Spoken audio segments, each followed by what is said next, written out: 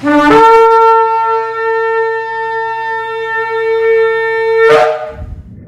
a todos, está la congregación Beit Tefilá desde el sector Candelaria en Arecibo.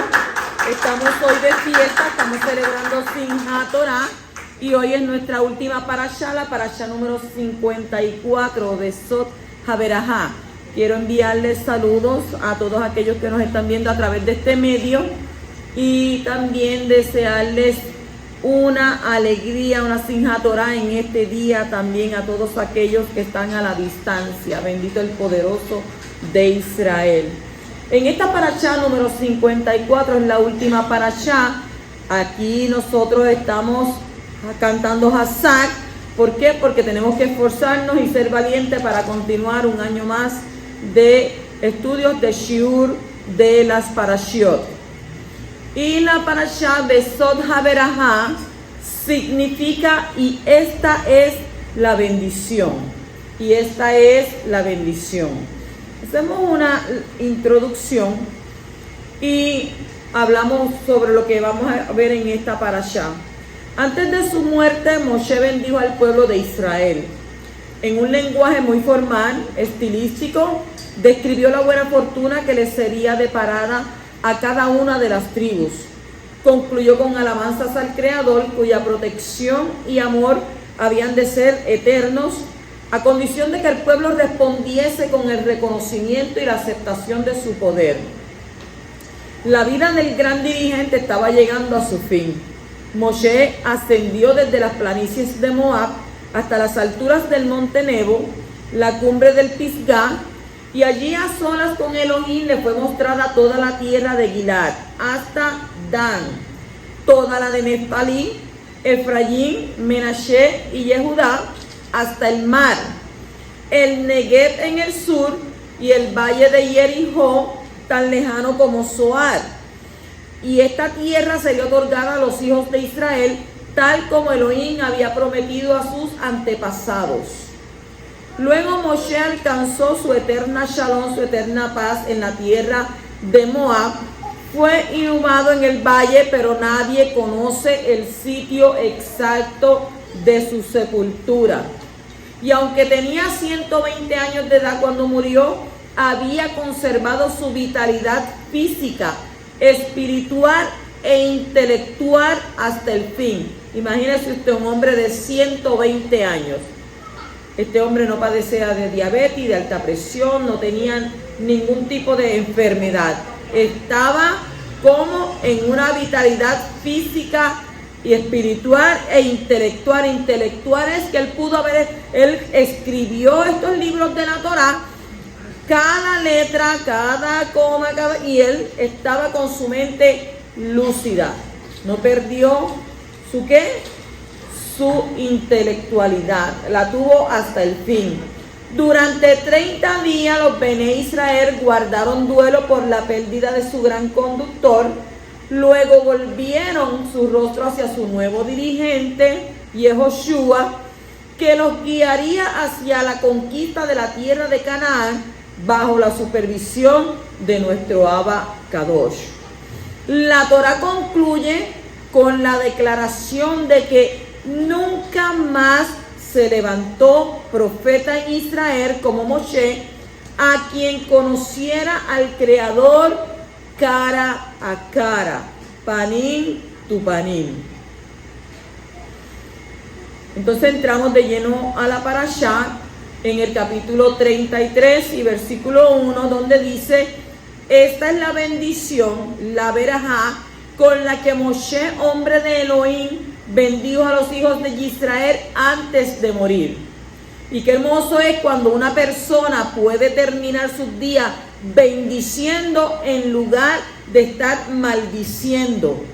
Yeshua fue el cumplimiento final de la profecía acerca del profeta que el poderoso iba a levantar como Moshe, Devarim 18:15 y 18. También él terminó sus últimos momentos en la tierra bendiciendo a sus 12 discípulos, como está escrito en Lucas 24, capítulo 24 y versículos 50 al 51.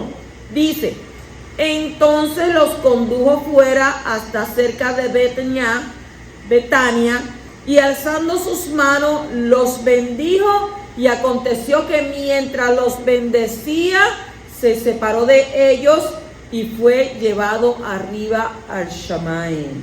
Qué hermoso, ¿verdad? O sea que Moshe bendijo a su pueblo, pero ¿qué sucedió?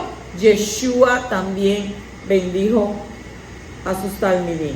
Capítulo 33 y versículo 2 dice: el poderoso vino del Sinaí y les esclareció desde Seir, resplandeció desde monte Parán, y vino de en medio de decenas de millares de Kadoshim, de santos. Su diestra traía una ley de fuego centelleante para ellos. Yahweh les ofreció la Torá a todas las naciones del mundo, pero todas las rechazaron, dado que sus leyes iban en contra de sus malos innatos, de sus rasgos. Entonces Elohim les ofreció la Torá a los Yahudí, porque la gente dice, ¿por qué escogieron al pueblo Yahudí? Pero ya Abba había ofrecido esta Torá a otros pueblos. El monte Seir es el territorio de Esaú. Esto lo vamos a ir a ver de otra manera. Y el monte Parán es el territorio de Ismael. El Zohar enseña que Esaú e Ismael son los progenitores espirituales de las 70 naciones. Espirituales estoy diciendo. Cuando sus descendientes rechazaron la Torá, todas las otras naciones los siguieron. Dado que los malos rasgos de esas naciones las alejan de la Torá y de la Kadushá. La Kadushá es santidad. En su lugar, Yahweh les dio esa santidad, esa Kadushá a los Yahudí.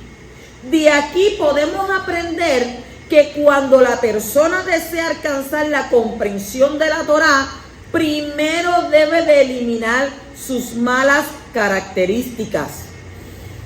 Cuando Yahweh les ofreció la Torá a las naciones, trajo junto con ella pensamientos de Teshuvá, pensamientos de arrepentimiento. Sin embargo, ¿qué pasó? Las naciones no querían recibir la Torá y la rechazaron. Cuando Yahweh les ofreció la Torá a los Yahudí, ellos recibieron la iluminación de Teshuvá, del arrepentimiento, y estuvieron de acuerdo en aceptarla. Y de esa manera los Yahudí se transformaron en el pueblo elegido de nuestro Abacadosh, un concepto que desafía la lógica. Los Yahudí son llamados Am Segulá. Am Segulá significa nación especial. Pues una Segulá es un remedio maravilloso, desafía la comprensión humana. Y usted dice, ¿dónde la Rosa saca estas cosas? Puede buscarlo en Likutei Moharan, capítulo 1. ¿Cómo es posible que una nación pueda ser elegida por sobre todas las otras? La misma pregunta se aplica en cada generación, porque algunas personas siguen el sendero verdadero. ¿Por qué algunas personas siguen el sendero verdadero? Mientras que otras que quieren servir a Yahweh siguen senderos que no siempre son los correctos. En verdad, Yahweh se le revela a cada uno en la medida de cuánto esté la persona dispuesta a sacrificarse por Yahweh. Merecerá ser elegida por Yahweh. Muchas personas a veces se preguntan, pero mira cómo tan metido, como dicen, con el poderoso, y mira cómo parece un fanático. No es que parezca un fanático. Es que cuando usted comienza a estudiar la Torah, comienza a estudiar la palabra de nuestro Padre Celestial, ¿qué sucede? En la medida de cuanto usted lo busque, en la medida de cuanto usted quiera sacrificarse, y en la medida en cuanto usted quiera apartarse del mal camino Y en la medida en cuanto usted verdaderamente quiera buscarlo y verlo panín tu panín, cara a cara, esa medida va a ser ¿qué? Usted va a ser merecedor o merecedora de ser elegida por Yahweh. Porque aquellos que se acercan al poderoso y le buscan, a esos son los que Yahweh se acerca. ¿Por qué? Porque tienen temor de Él. La Torá fue dada como fuego. Y es importante que mantengamos el fuego de la Torá del poderoso en nuestros corazones. Para que la alajá, las leyes, nuestro caminar en obediencia no se convierta en algo pesado, aburrido y seco. Porque hay gente que pasan tiempo en una congregación y dicen, ay, otro día más, y vamos a lo mismo, y lo ven como una rutina. ¿Usted sabe qué? Todos los días hay un nuevo cántico. Todos los días hay una canción nueva. Eso depende de usted, lo que usted quiera darle a nuestro Abacadosh. Porque nuestro Abacadosh siempre está presto a recibir su sacrificio. ¿Y sacrificio de qué? Sacrificio de alabanza. Sacrificio donde usted reconoce a su poderoso y usted quiera seguirle. Por tanto, usted no lo puede encontrar pesado, no lo puede encontrar aburrido. Ay, porque las cosas de Abba no son aburridas. El aburrido es usted. Abba no es el aburrido, Abba siempre está ahí. El aburrido es usted. El que no siente ese fuego interior es porque no está vibrando en el espíritu. Porque la Torá fue dada como fuego. Entonces, su corazón tiene que arder. Y arder por esa palabra. Porque vemos profetas en las escrituras que no querían seguir, no querían caminar, pero decían que el fuego de su palabra ardía en su corazón. Entonces, Lucas 24:32 habla al respecto. Cuando la Torá está en el corazón, es un fuego interior que nos mantiene inspirados en nuestro amor práctico por el poderoso. Si esa Torá y si ese fuego está en tu corazón, por consiguiente, esta vasija tú la vas a querer cambiar. ¿Cómo la vas a querer cambiar? ¿Cómo la vas a querer transformar? En la práctica, manteniéndote inspirado por ese amor, por ese poderoso. ¿Por qué? Porque siempre vas a querer vivir ¿qué? Vivir en Hanán, vivir en gracia delante de su presencia. En Romanos capítulo 12 y versículo 11 está escrito: no seáis perezosos en lo que requiere diligencia, sino más bien que fervientes en el Ruach, en espíritu, sirviendo ¿a quién? A nuestro Creador.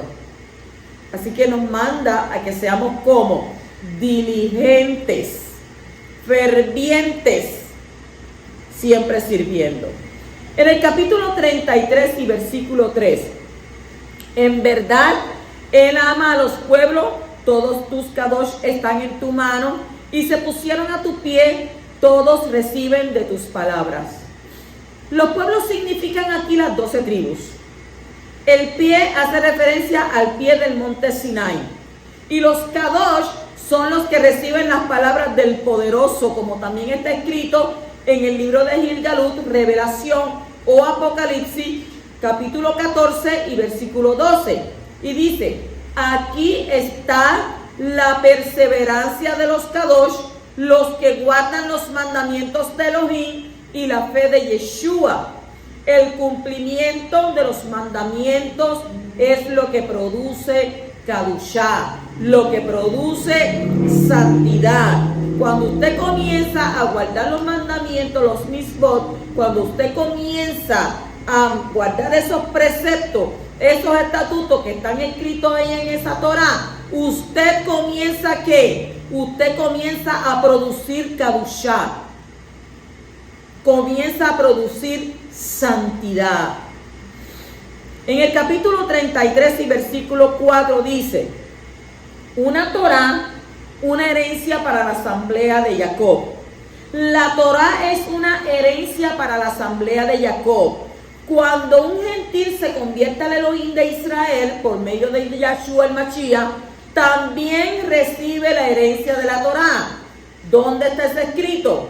En Hechos, capítulo 26, versículos 17 y 18. ¿Qué dice?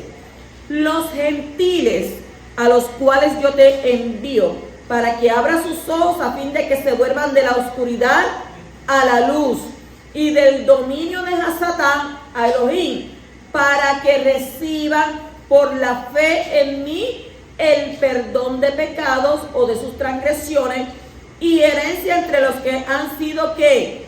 Separados, o en otros dicen santificados, apartados.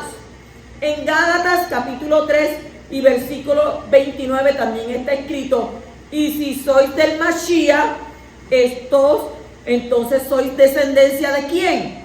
De Abraham, heredero según ¿qué? Heredero según la promesa. Continuamos en el capítulo 33 y versículo 7, dice: en cuanto a Yehudá, esto dijo: escuchad, oh Yahweh, la voz de Yehudá, y tráelo a su pueblo. Con sus manos luchó por ellos, sé tú su ayuda contra sus adversarios. Escucha, oh Yahweh, la voz de Yehudá. Yehudá es un intercesor. Muchos de los reyes de la tribu de Yehudá han clamado al poderoso y han recibido respuesta. David, Shelomó, Asa, Jehoshaphat, Yizkiyahu y otros. De la tribu de Yehudá salió el Mashiach Yeshua, el mayor intercesor de Israel. Y él lleva más de 2000 años orando delante del Padre Celestial por los hijos de Israel, según el orden de ¿quién? El orden de Melquisedec. Cuando dice y tráelo a su pueblo, es una referencia los momentos cuando los jóvenes de la tribu de Yehudá estarían haciendo la guerra. Y hay una oración para que vuelvan sanos y salvos. Yehudá fue la tribu que iba en la brecha en la conquista de la tierra prometida, según el libro de Jueces, capítulo 1, versículo 2. También es una referencia a la segunda venida del Mashiach. Moshe pide que sea traído de vuelta a su pueblo, el pueblo Yahudí. Capítulo 33 y versículo 8 al 9 dice: y de Leví dijo: tu Tumín y Turín sean para tu varón Kadosh, a quien pusiste a prueba en Masá, con quien luchaste en las aguas de Meribá, el que dijo de su padre y de su madre: no los veo. Y no reconoció a sus hermanos, ni consideró a sus propios hijos, porque obedecieron tu palabra y guardaron tu pacto. No está escrito y a Leví dijo, sino de Leví. Moshe está hablando delante del poderoso. Los Tumín y Urín son de Abba. El texto puede ser entendido de manera que fue el poderoso que puso a prueba ¿a quién? A Leví en Masá y Meribá. Leví es la tribu de los Coanín, los sacerdotes. El Tumín y el Urín son perfecciones y luces. Fueron colocados dentro del pectoral del juicio del sumo Coanín, y ellos nos hablan de un carácter perfeccionado que cumple con la voluntad del poderoso de corazón. Eso es lo más importante para los que se acercan al Creador. Y esto hace que el poderoso no sea solamente el primero en nuestras vidas, sino el todo.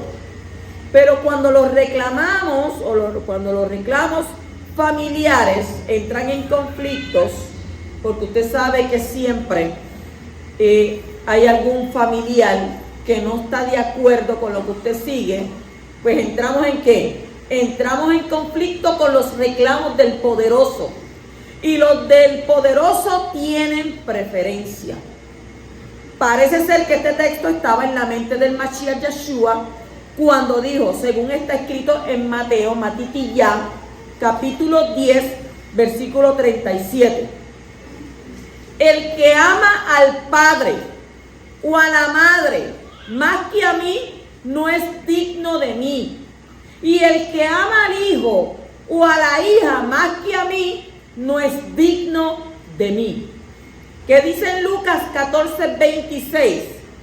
Si alguno viene a mí y no me ama más que a su padre y su madre, a su mujer e hijos, a sus hermanos y hermanas, y aún hasta su propia vida, no puede ser mi discípulo. O sea, el que no deja padre, madre, hijo, mujer, marido, a quien sea por él, no es digno de él. Nosotros queremos ser discípulos del Mashiach. En el capítulo 33 y versículo 11 dice: bendice, oh Yahweh, sus esfuerzos y acepta la obra de sus manos. Leví fue bendecido de una manera especial. Antes su ira había sido maldecida, pero ahora sus esfuerzos y la obra de sus manos son bendecidos. Y vemos por tanto que si una persona iracunda, ¿qué es una persona iracunda? Una persona que por nada forma, usted sabe, un revolú. Pues si una persona iracunda entrega su alma al gran alfarero, él es capaz de transformarla para ser un instrumento de bendición en lugar de maldición. Shimón y Leví tuvieron la misma oportunidad. Shimón eligió el camino de pecado y no se arrepintió. Por eso no obtuvo una bendición final. Y Leví se arrepintió de su pecado y se adhirió al poderoso. Por eso tuvo una bendición muy grande al final.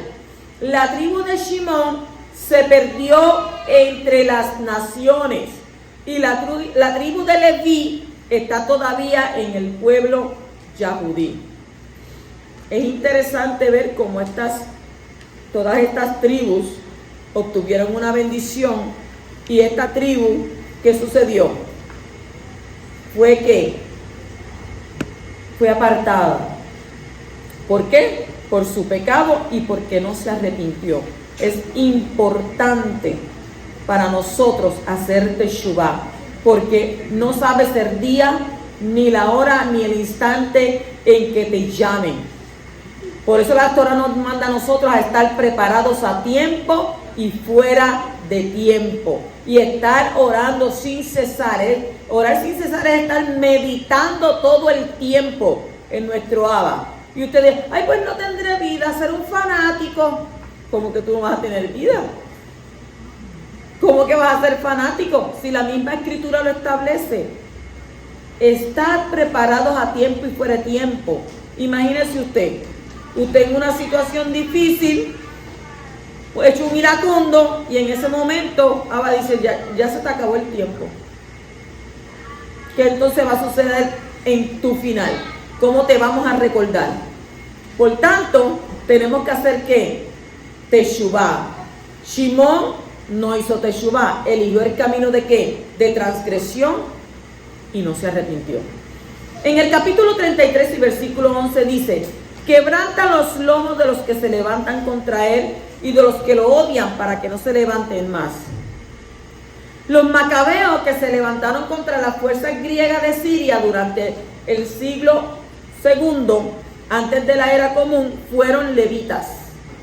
Los griegos no lograron derrotarlos y se estableció la dinastía Hashmonea, que luego les duró hasta la invasión romana. ¿Sabe? Que ellos se levantaron porque no toleraban lo que estaban haciendo en el Mishkan, en el templo.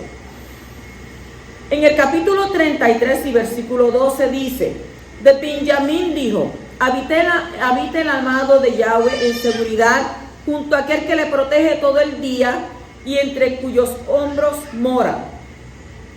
Benjamín, hijo de Rachel, es llamado el amado. Fue el único hijo de Israel que nació en la tierra de Israel. También fue el único que no estaba en el complot de vender a Yosef, su hermano. Por esto, el lugar del Mishkan del templo fue establecido por el territorio de Benjamín. Y esta bendición incluye una alusión a los 3 templos. Número 1, habite en seguridad, el primer templo. Número 2, le protege todo el día, el segundo templo. Y número 3, entre cuyos hombros mora, el tercer templo. Dos grandes personajes han salido de Benjamín, el rey Shaul y el Shaliach Shaul, el apóstol Pablo. Benjamín tiene una bendición para ser protegido de una manera especial. Él necesitaba de esta bendición en el momento cuando su tribu estaba a punto de ser exterminada dentro del pueblo, según está narrado en Jueces capítulo 21. La tribu de Benjamín está todavía en el pueblo judío, en el pueblo yahudí. Capítulo 33 y versículo 13 dice: y de Yosef dijo: bendita del poderoso sea tu tierra, tu Aretz, con lo mejor del rocío del Shamayim, del cielo, lo escogido, lo mejor. Por haber sido el salvador de los hijos de Israel, Yosef recibió el mejor territorio de la tierra, cosechó lo que había sembrado. Porque usted sabe que Yosef era un tipo de Mashiach, que él pudo salvar cuando vino la hambruna. Pero el poderoso le puso en qué? En Hanán, en gracia, y por tanto él con eso pudo el qué? Salvar al pueblo yahudí. Capítulo 33 y versículo 17. Su majestad es como la del primogénito del toro, y sus cuernos son los cuernos del búfalo. Con ellos empujará a los pueblos todos juntos hasta los confines de la Are. Tales son los 10 millares de Efraín y tales los millares de Menashe. Aquí se habla del primer líder de la nación después de Moshe, Yehoshua, que era majestuoso y poderoso como el primogénito del toro, para poder conquistar a los pueblos de la Ares prometida. Y el búfalo hace referencia a Gidón, que logró traer grandes triunfos a Israel. Y este texto también hace referencia a las dos tribus, de Efraín y Menashe, que eran los líderes de las 10 tribus que fueron desterrados y sembrados entre todas las naciones del mundo, hasta los confines de la tierra. Y ellos representan a los hijos de Israel, que son comparados con la arena del mar, que no se puede contar. Usted puede leer esto en Osea, capítulo 1 y versículo 10. Ahí usted va a encontrar referente a esto que yo le estoy diciendo. En el capítulo 33 y versículo del 18 al 19. Y de Zebulún dijo: alégrate, Zebulún, en tus salidas, e Isahar en tus tiendas. Llamarán a los pueblos al monte, allí ofrecerán sacrificios de justicia, pues disfrutarán de la abundancia de los mares y de los tesoros escondidos en la arena. Aquí hay un ejemplo hermoso de fraternidad entre dos hermanos. Las dos tribus de Zebulún y Isahar están colaborando en la obra de nuestro Abacadosh. Los dos estaban viviendo cerca del mar, según Bereshit, capítulo 49 y versículo 13. Y Zebulún se alegraba tanto en sus empresas de pesca y demás cosas para poder sostener a Isahar.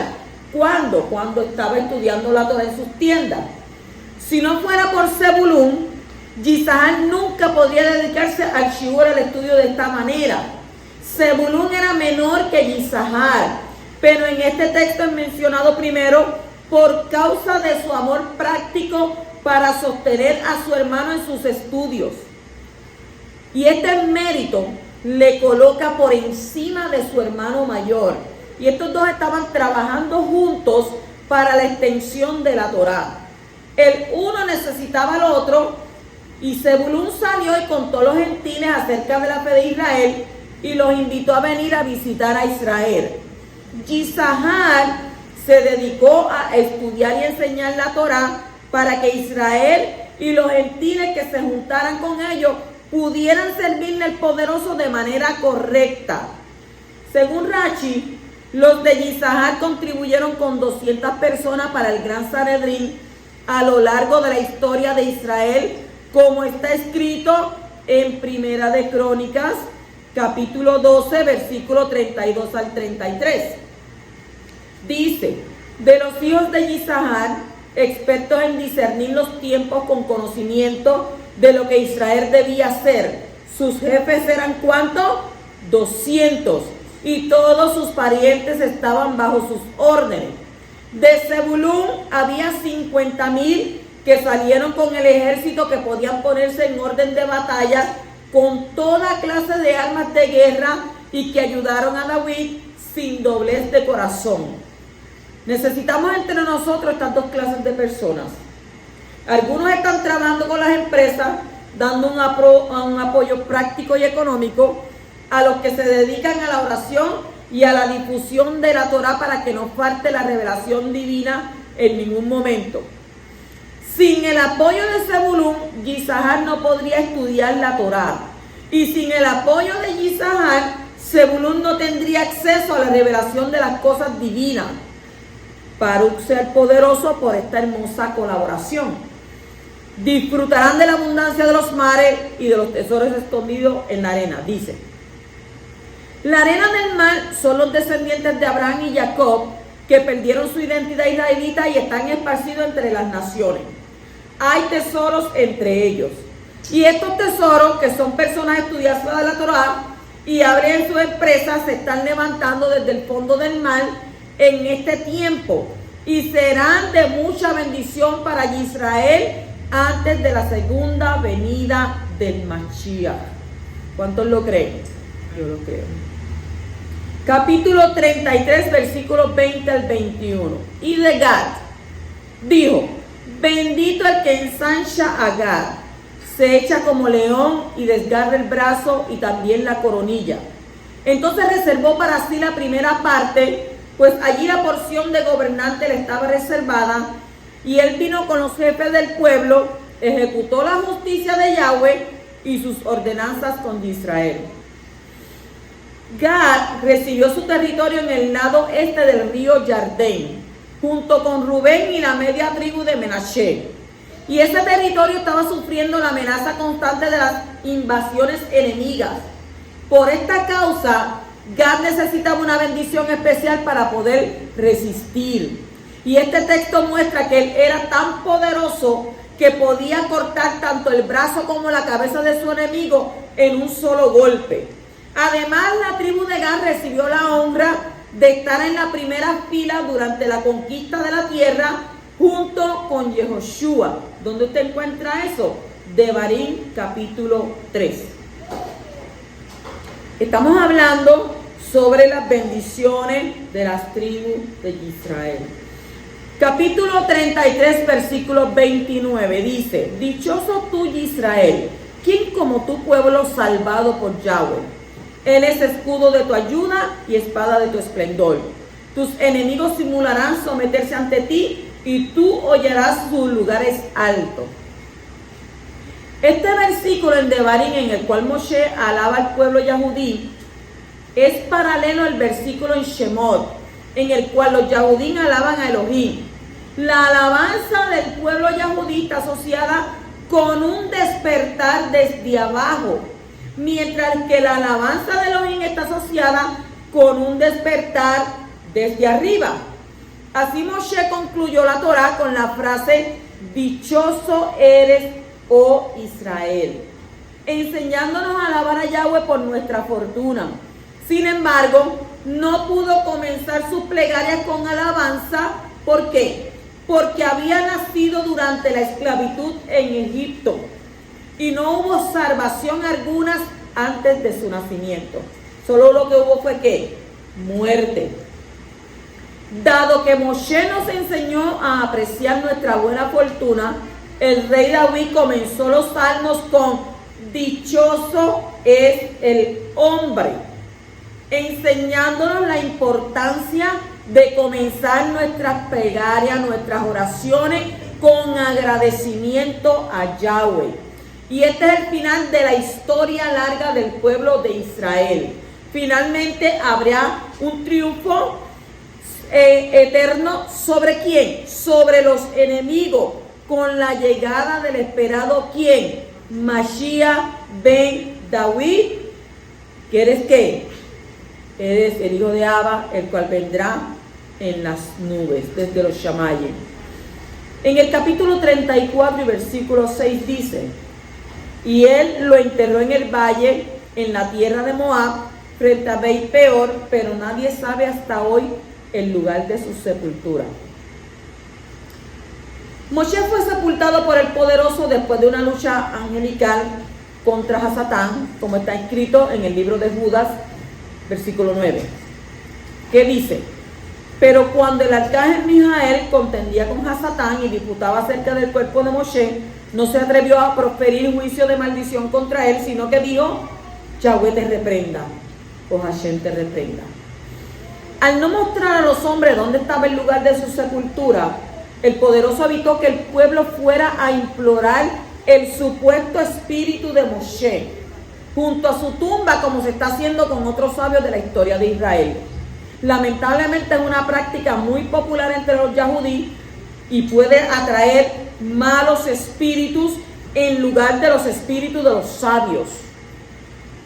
La gente piensa que yendo a un cementerio y orando ahí a esa persona que ya no está, piensa que ese espíritu va a tomarle.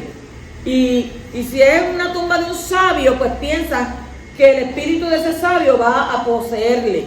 Pero no es así. No es así. ¿Qué sucede?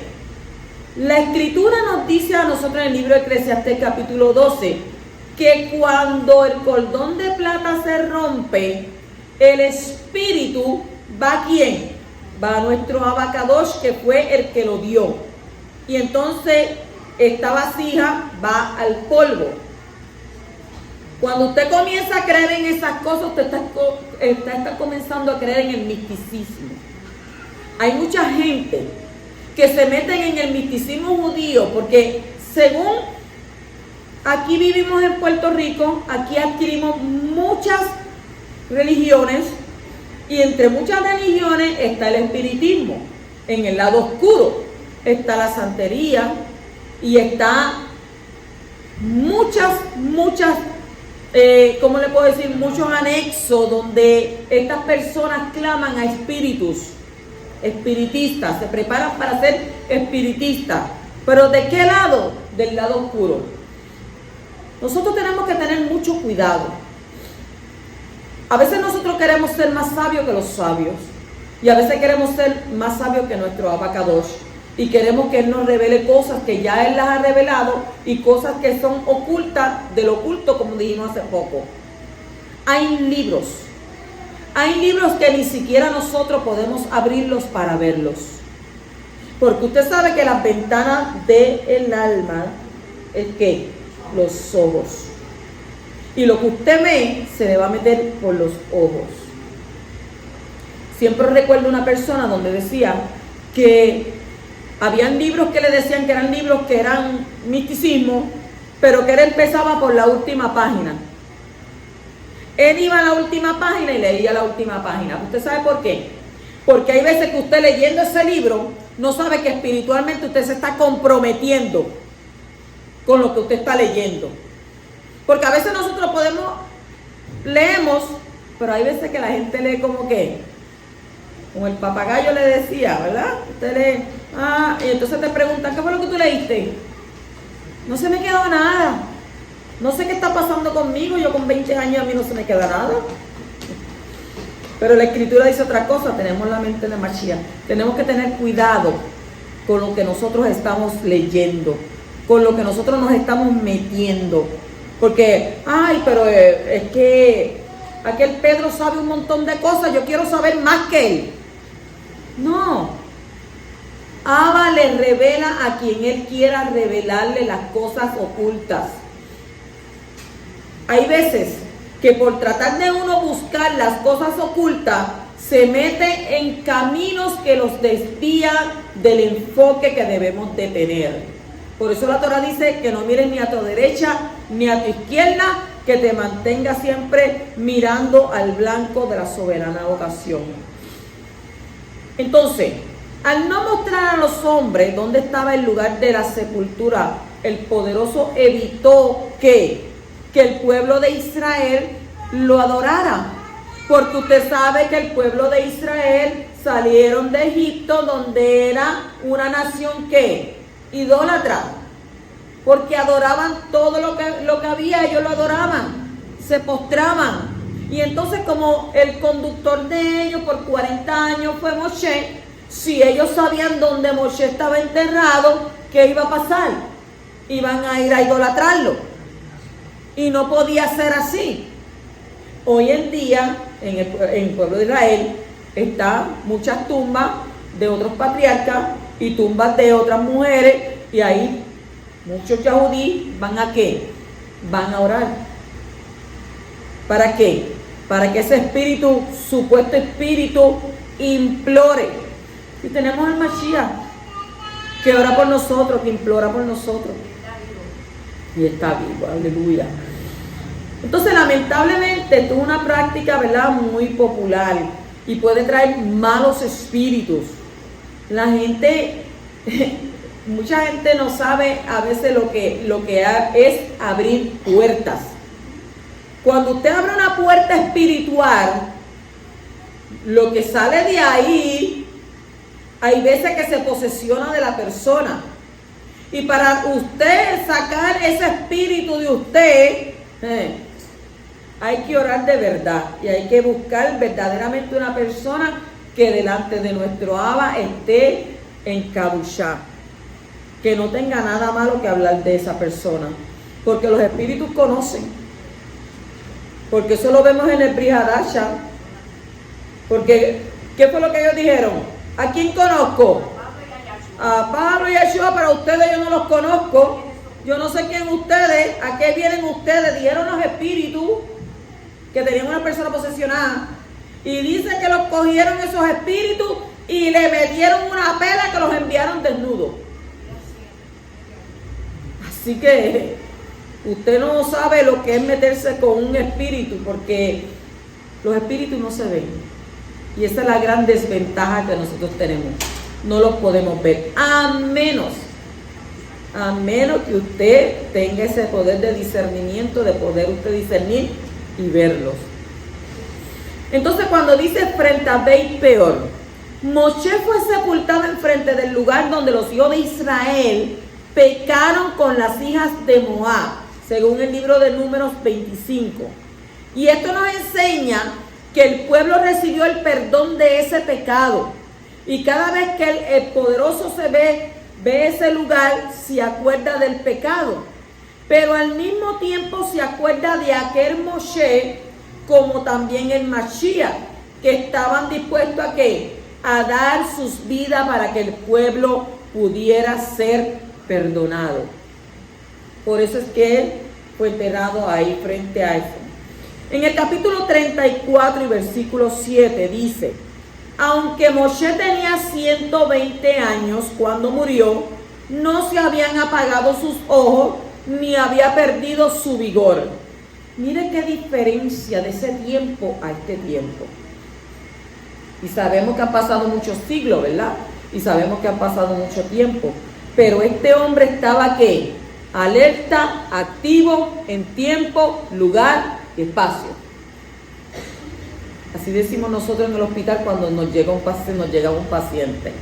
Este está alerta, activo, en tiempo, lugar y espacio. Porque está acuerdo, porque está bien, porque sabe lo que hace, porque sabe lo que dice, porque sabe dónde está. Y asimismo, el poderoso, ¿qué hizo? Le dio ese vigor a Moshe, teniendo aún él ¿qué? 120 años. Somos nosotros a veces con 20 y nos duele. Imagínese usted cuando ya pasamos, ¿verdad?, 70, 80, 90. Y usted sabe que usted le fue dado para vivir 120 años. Pero luego, ¿a causa de qué? Del pecado, le dieron a vivir de 70 a 80 los más robustos. ¿Y después con qué? Con mucho trabajo y con mucho dolor. Según la tradición, Moshe murió en el día de sus 120 años, en el Shabbat, día 7 de Adar, del año 2488. El 7 de Adar del año 2488. Y ahí él tenía 120 años. En el capítulo 34 y versículo 9 dice: y Yehoshua, hijo de Nun, estaba lleno del ruach de sabiduría, el espíritu de sabiduría, porque Moshe había puesto sus manos sobre él. Y los hijos de Israel le escucharon e hicieron tal como Yahweh había mandado a Moshe. La imposición de mano tiene dos funciones principales: transmisión e instalación. Dos funciones.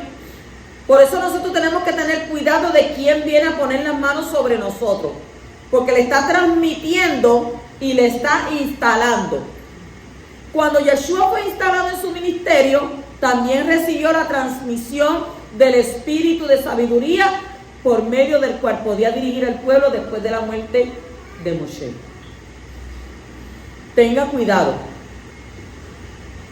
Somos creyentes mesiánicos, pero entonces a veces nos vemos en situaciones bien duras y permitimos que cualquier otra persona: ay, déjame orar por ti, déjame ponerte las manos y orar por ti. Usted tiene que tener cuidado con eso, porque usted no conoce a esa persona, porque caras vemos y corazones no sabemos. Y lo podemos ver a la persona, pero no sabemos su background, no sabemos cómo es en su qué, en su intimidad. Por eso usted tiene que saber de quién usted se deja poner las manos. ¿Por qué? Porque ¿qué le estoy enseñando? ¿Cuál es la función de imponer las manos? Transmisión e instalación. Le transmite el espíritu y se lo instala. Y usted tiene que tener cuidado con eso. En el capítulo 34, versículo 10 al 12 dice: y nunca más se levantó profeta en Israel como Moshe, a quien haya conocido Yahweh cara a cara en todas las señales y los milagros que le envió Yahweh a hacer en tierra de Egipto a Faraón y a todos sus siervos y a todo su tierra, y por la mano poderosa y por todos los hechos grandiosos y terribles que Moshe realizó ante los ojos de todo Israel. Obviamente esto excluye a Yeshua, que está en otro nivel, no comparable con Moshe o los demás profetas, como está escrito en donde, en Hebreos capítulo 1, versículo 1 al 3, que dice: Elohim, habiendo hablado hace mucho tiempo, en muchas ocasiones y de muchas maneras, los padres por los profetas, en estos últimos días nos ha hablado por su Hijo, a quien constituyó heredero de todas las cosas, por medio de quien hizo también el universo. Él es el resplandor de su esplendor y la expresión exacta de su naturaleza, y sostiene todas las cosas por la palabra de su poder. Después de llevar a cabo la purificación de los pecados, se sentó a la diestra de la majestad en las alturas, porque él ha sido considerado digno de más esplendor que Moshe. Así como el constructor de la casa tiene más honra que la casa, porque toda casa es hecha ¿por quién? Por alguno. Toda casa es hecha por alguno, pero el que hace todas las cosas es nuestro Elohim. Y Moshe fue fiel en toda la casa de Yahweh como siervo, para testimonio de lo que se iba a decir más tarde.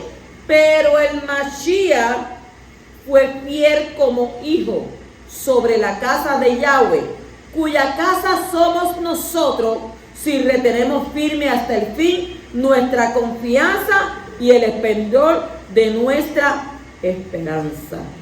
Hag Simchat Torah Sameach y Hazak.